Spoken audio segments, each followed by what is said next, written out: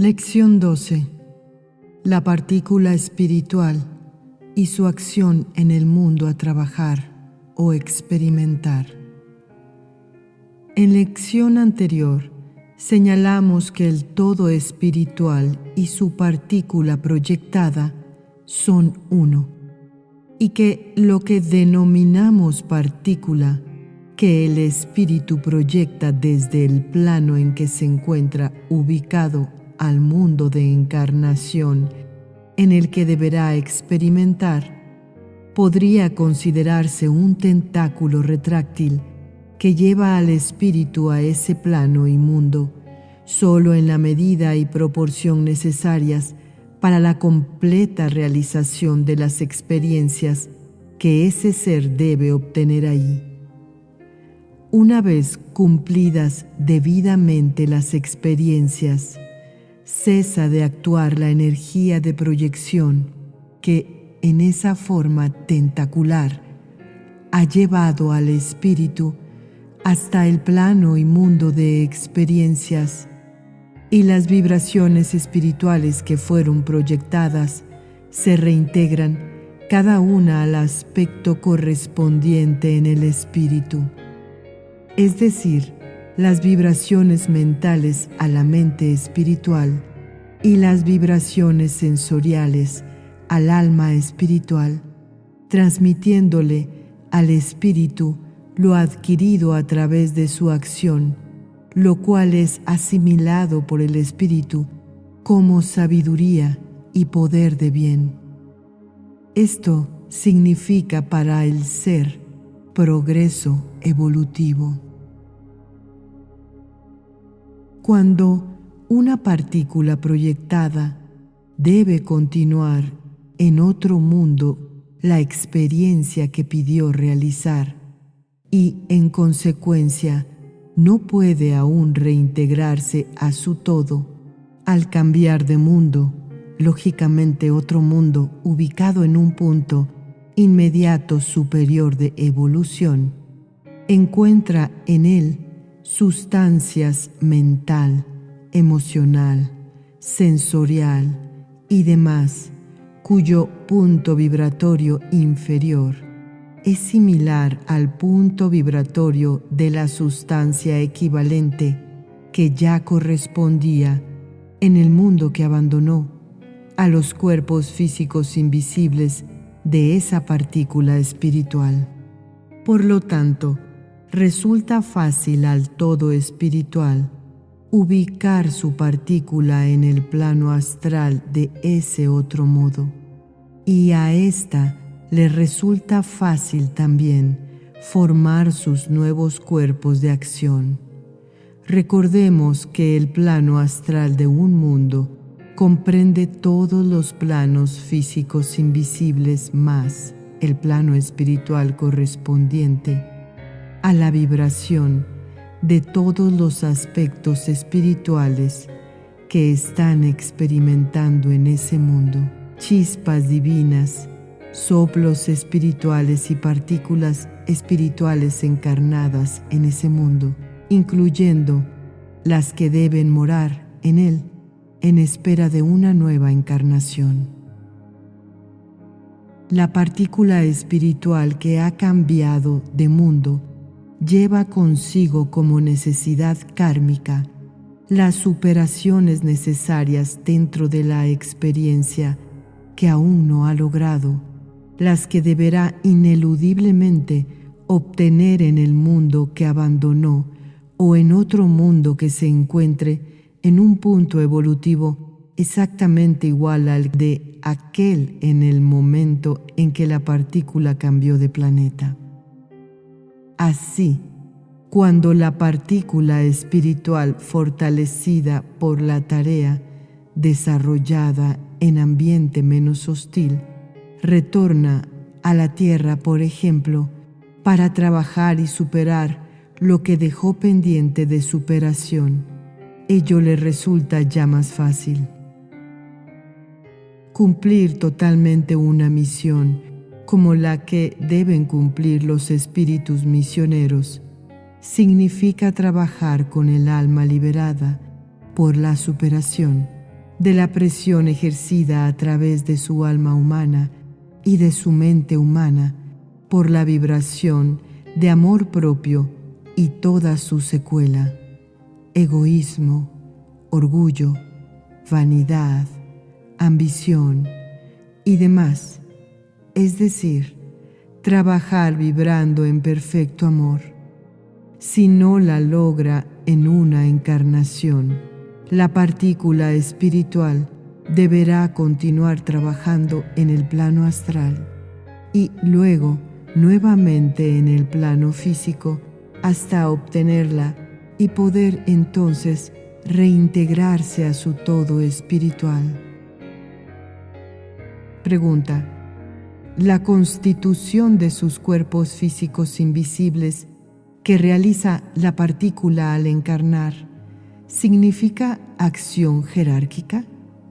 Explicación: significa acción jerárquica con minúscula, porque es un proceso que se realiza en virtud de la ley de jerarquía expresada como jerarquía con minúscula, ya que se trata de jerarquía aparente, pues la vibración vida evolucionante, absolutamente espiritual, constituye esos cuerpos con las sustancias de los planos físicos invisibles, constituidas por vida no evolucionante, que involuciona, evoluciona, y no existe jerarquía de un aspecto de vida sobre otro aspecto de vida. Solo puede existir jerarquía aparente basada en los estados diferentes de sutileza mayor o menor, correspondiendo jerarquía a la vibración más sutil sobre la vibración menos sutil. La partícula espiritual puede constituir los cuerpos físicos invisibles de acuerdo con su propia necesidad, porque utiliza sustancias vibratorias que, aunque afines, son jerárquicamente inferiores en virtud de su punto de sutileza. Es decir, que la partícula espiritual no pide, sino que, por acción jerárquica, prepara su instrumento para cumplir su tarea en el mundo. Esto se realiza automáticamente como todo dentro de la ley, en este caso dentro de su aspecto de ley de jerarquía. Si no fuera por su jerarquía, la partícula espiritual no podría realizar la finalidad de su encarnación. Cuando la partícula espiritual va a un mundo a trabajar o experimentar, las vibraciones que emanan de su necesidad espiritual atraen de ese mundo las vibraciones que corresponden. Como vemos, todo se produce siempre por reclamo de necesidad y respuesta.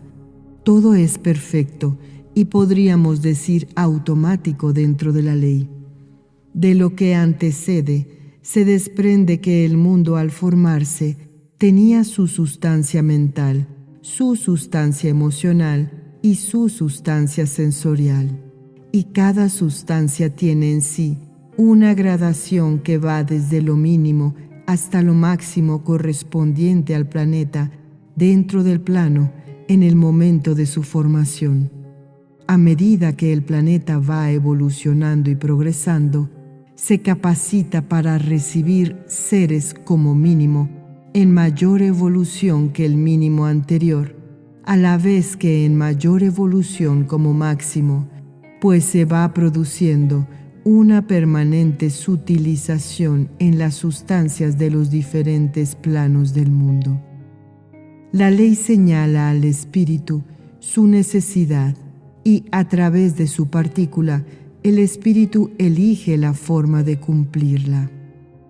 La ley señala al espíritu en el espacio por sensación qué es lo que necesita y por qué lo necesita. Entonces, la partícula espiritual al encarnar y luego, en cada una de las reencarnaciones imprescindibles, prepara lo que necesita para cumplir lo que debe, aunque luego, como ser humano, puede parecerle demasiado pesado lo que ha elegido. El momento lo elige el ser que debe encarnar, pero lógicamente dentro de los términos que otorga la ley. Por ejemplo, cuando se viaja en avión, todo parece pequeño abajo, todo cambia de dimensión para nuestra vista y para nuestra sensibilidad.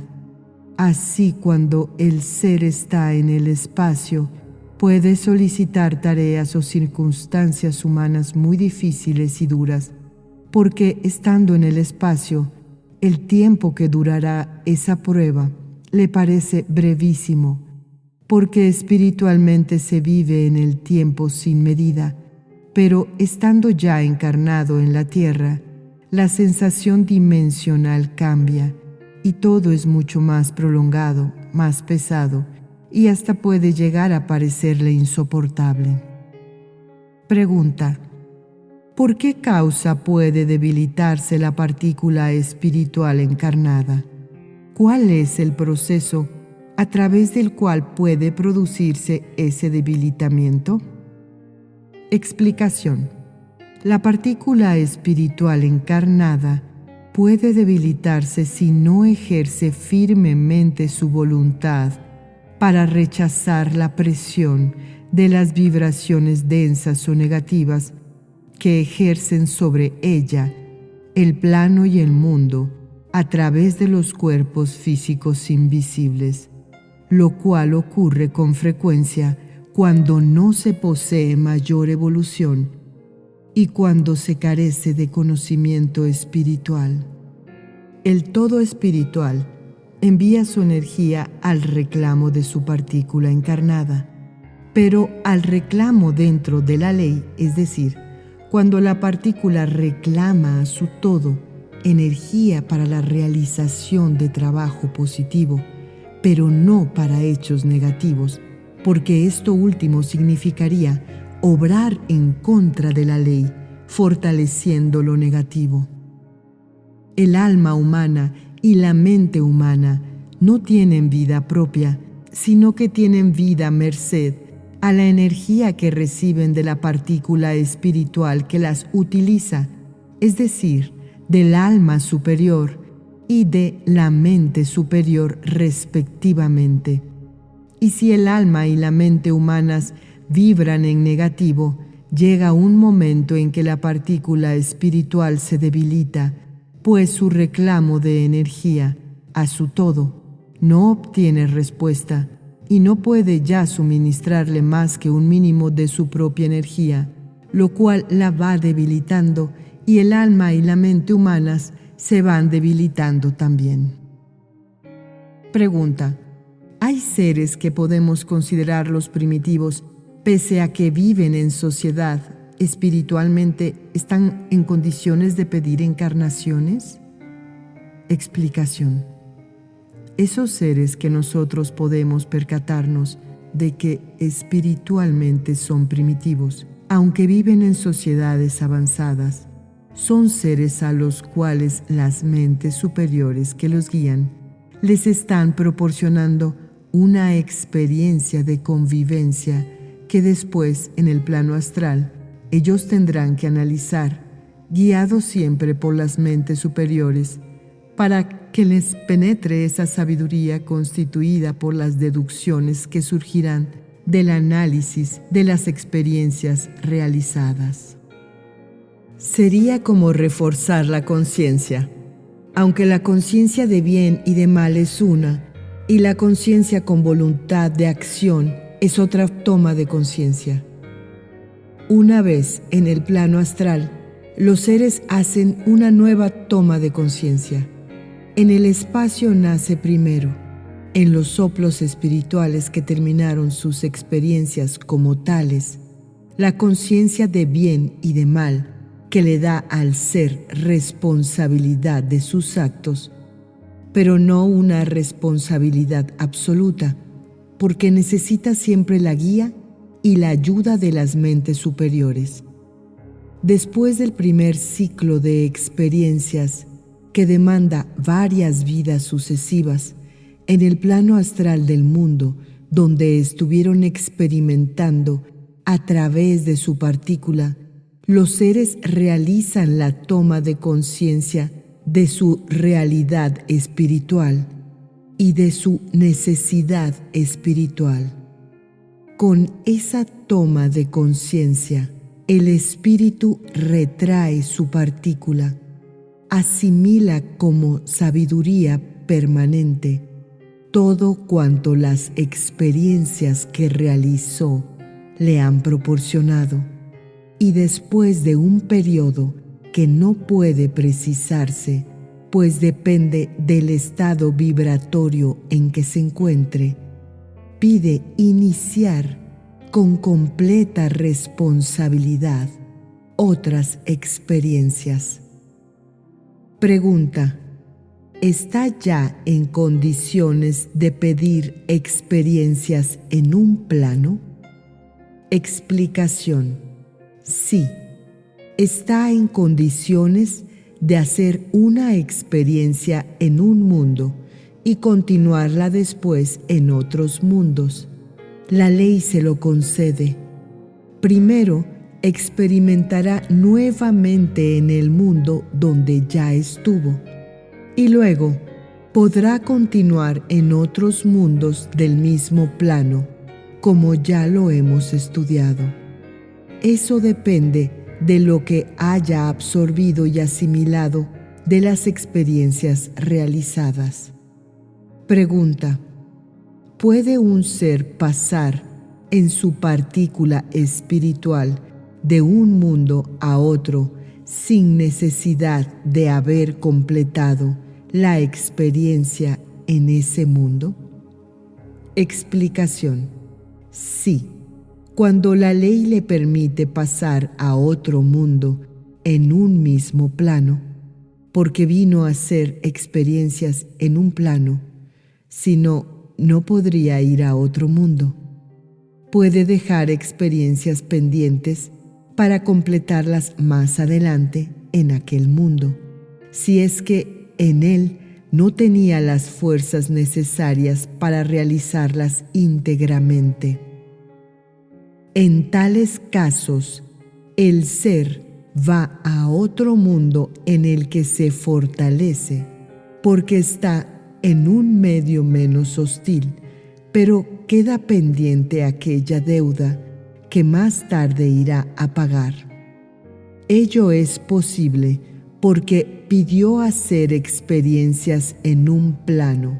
Si pidió hacer experiencias en un mundo, la ley no le permite hacerlo en un plano.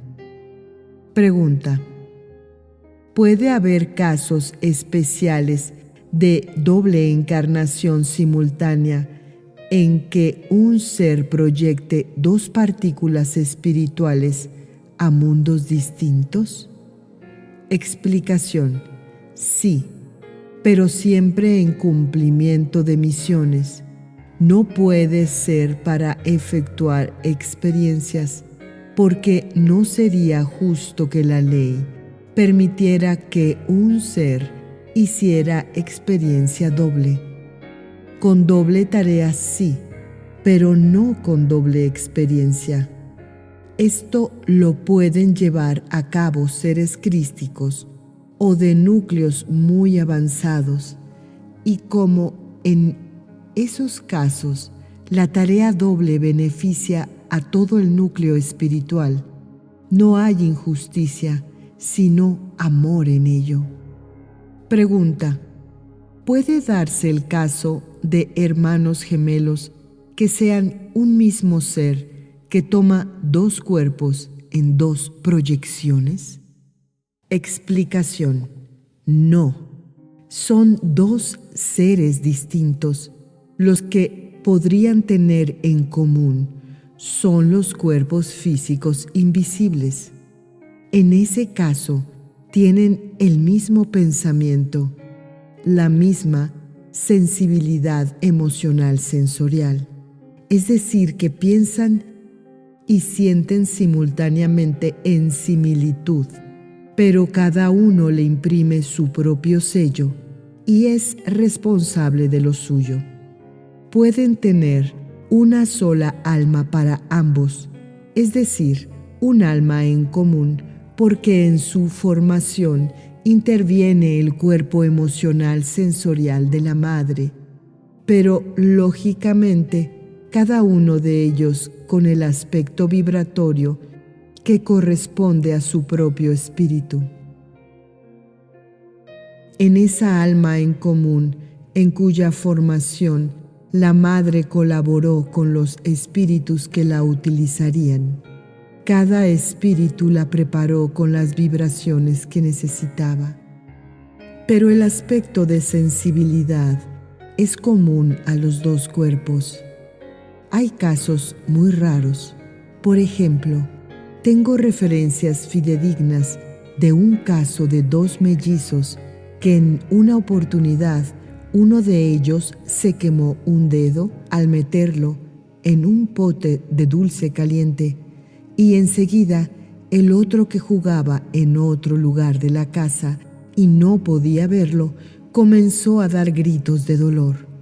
Además, cuando la madre castigaba a uno, también el otro se sentía castigado y gritaba, sin que la distancia entre uno y otro fuera obstáculo para ello. La finalidad espiritual de esto podría ser que, por la facilidad de conectarse, se ayuden mutuamente, pues a veces uno es muy bueno y el otro todo lo contrario.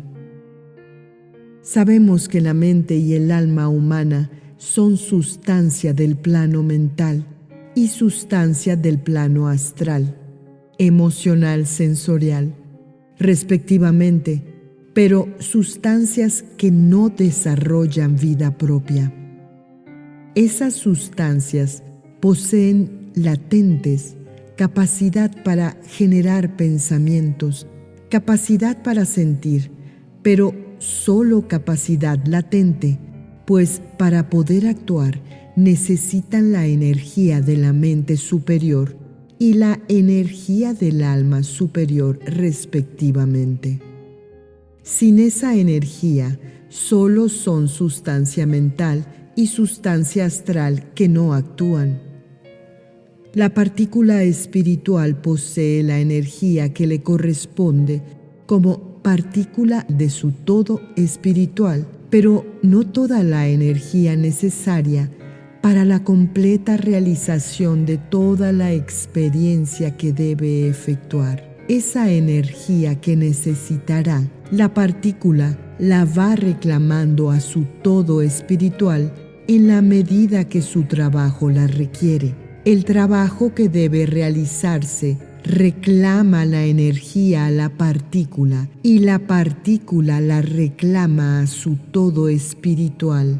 Pero si el trabajo, que lógicamente se realiza a través del instrumento físico, o sea, mente y alma humanas, adquiere aspecto negativo, el todo espiritual no responde, es decir, no fluye hacia la partícula encarnada la energía reclamada.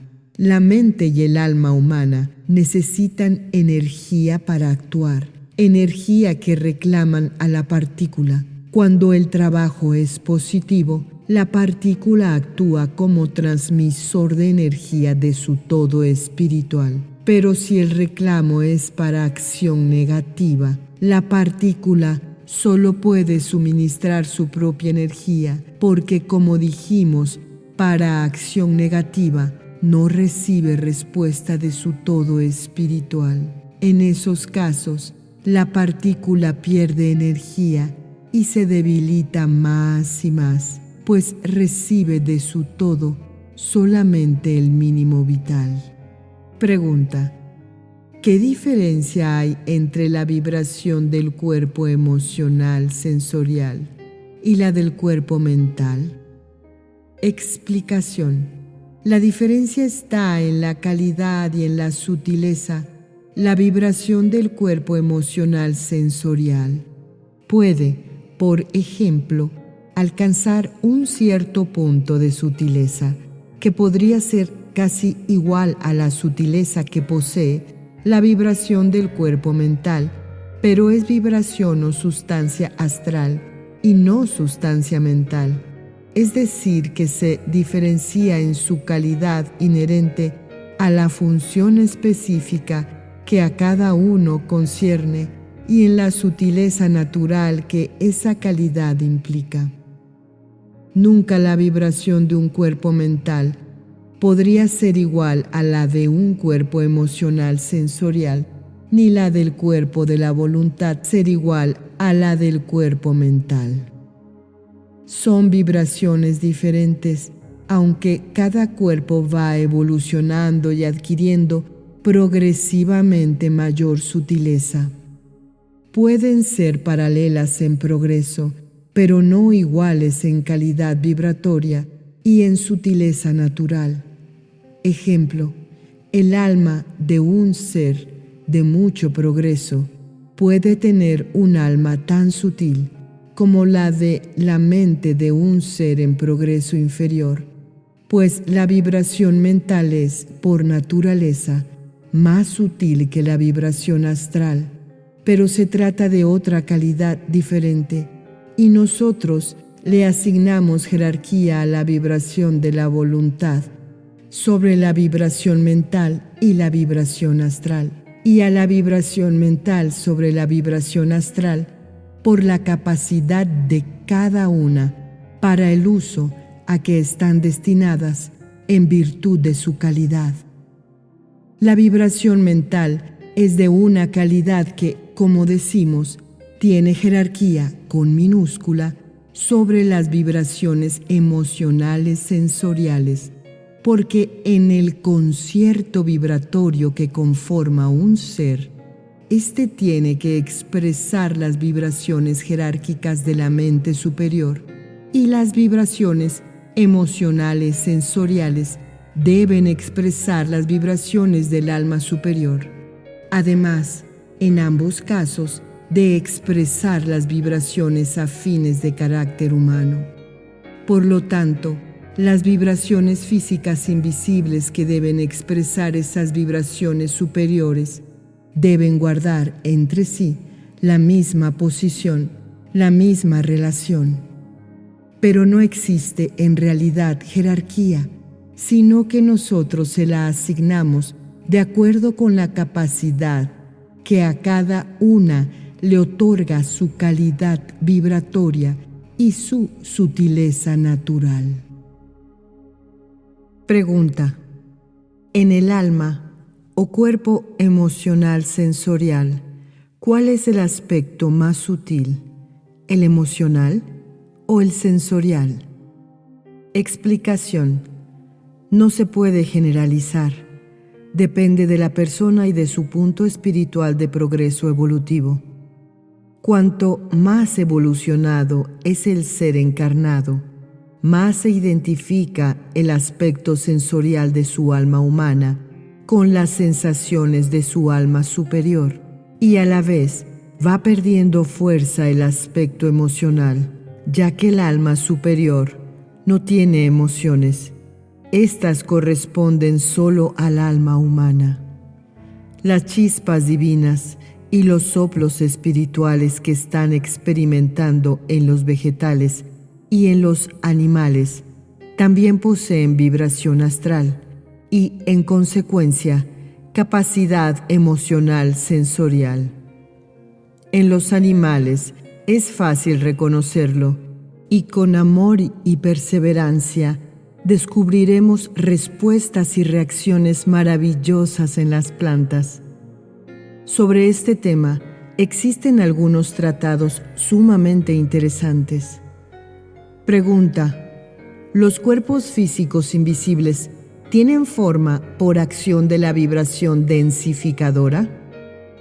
Explicación: no se puede decir que tienen forma definida por la acción de la vibración densificadora, porque se trata de sustancias ya conformadas en una determinada calidad y sutileza para poder actuar en cada uno de los diferentes aspectos necesarios a la vida evolucionante.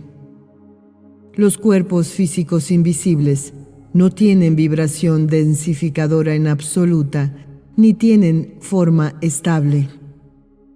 A los cuerpos físicos invisibles los conforma la vibración espiritual que les da forma y están constituidos por vibración o sustancia del plano correspondiente.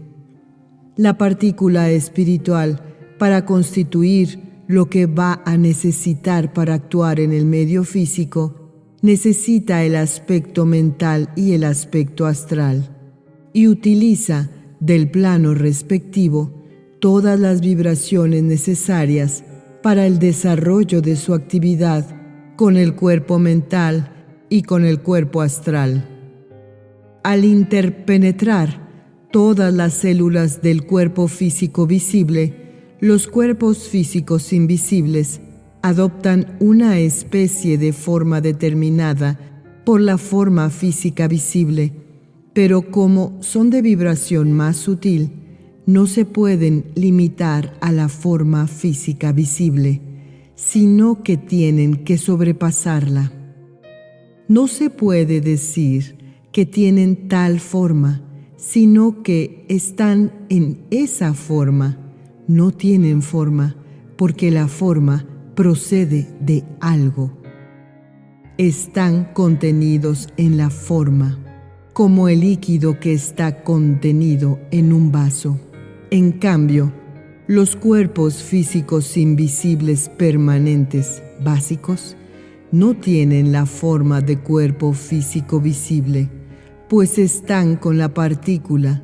Son cuerpos físicos invisibles que prepara y utiliza la partícula espiritual para iniciar su ciclo de encarnaciones y también para constituir sus otros cuerpos físicos invisibles, es decir, sus cuerpos transitorios. Son vibraciones que permanecen unidas a la partícula y en contacto envolvente con ella. Cuando se va separando del cuerpo físico visible, el cuerpo astral está aún sometido a la acción del cuerpo mental que piensa todavía con mente humana. Mientras tenga pensamientos y sentimientos humanos, conserva esa especie de forma que le dio el cuerpo humano en el cual actuó, como si se sacara una cáscara y quedara lo íntimo, pero se va disgregando paulatinamente a medida que el ser se va ubicando en su nuevo estado, y esa mente humana no tiene razón de existir. Pregunta: ¿quiere decir que una partícula puede ir desprendiéndose del cuerpo emocional sensorial, del cuerpo mental y así de todos los cuerpos físicos invisibles? Explicación: cuando se encuentra en esos puntos, ya está en otro estado de conciencia y trabaja en otra cosa. Puede utilizar esos cuerpos ya más purificados, eliminando todas las vibraciones que le correspondieron en el aspecto emocional o sensorial a la última encarnación, y utilizarlos como medio para ayudar a otros que están encarnados en una forma de comunicación, como por ejemplo a través de la mente. El cuerpo mental se puede comunicar a través del cuerpo astral, haciendo sentir sensaciones que sirven para ayudar, para enseñanza, para prevenir. Cuando están en el plano astral los seres, una vez que han recuperado el estado de conciencia que necesitan, comprenden cuál es su necesidad espiritual, cuáles han sido sus defectos graves, sus impedimentos para llevar una vida que les hubiera podido proporcionar el progreso evolutivo. Entonces, tratan de ayudar a otros en esa misma posición a superar lo que ellos no lograron superar.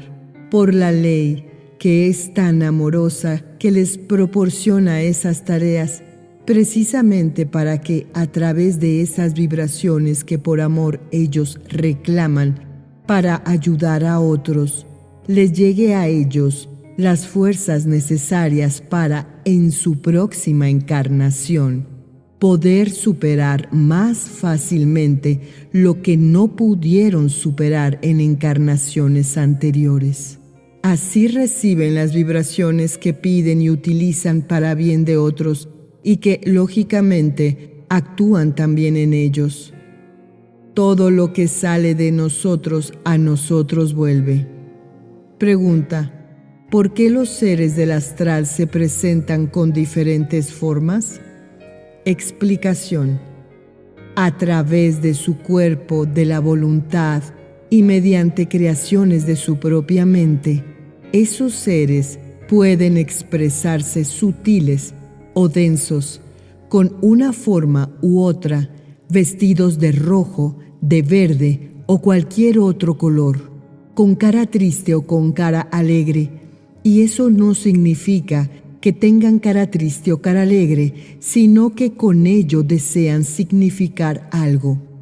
Cuando algún ser del astral se presenta a sus exfamiliares y les anuncia que va a ocurrir alguna desgracia, se presenta siempre con rostro lloroso, triste, vestido de negro, como significando luto.